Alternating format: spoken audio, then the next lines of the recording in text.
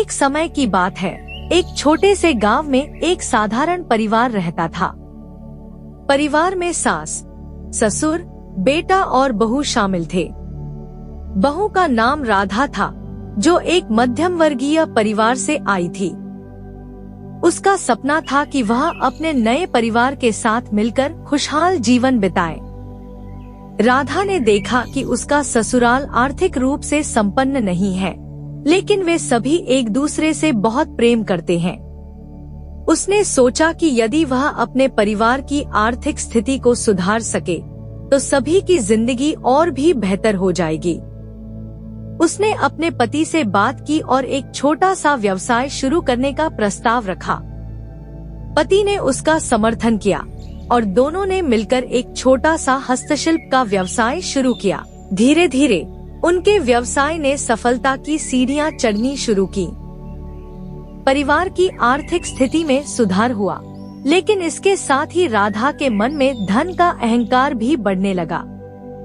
वह सोचने लगी कि उसकी मेहनत और बुद्धिमानी के कारण ही परिवार समृद्ध हुआ है। उसने परिवार के अन्य सदस्यों के प्रति सम्मान कम दिखाना शुरू कर दिया और उन्हें नीचा समझने लगी।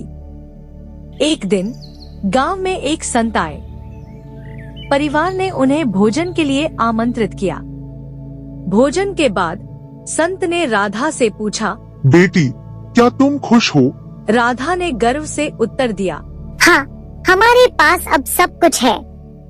यह सब मेरी मेहनत का फल है। संत मुस्कुराए और बोले, धन और सफलता महत्वपूर्ण है, लेकिन यदि उनके साथ विनम्रता और प्रेम न हो तो वे निरर्थक है।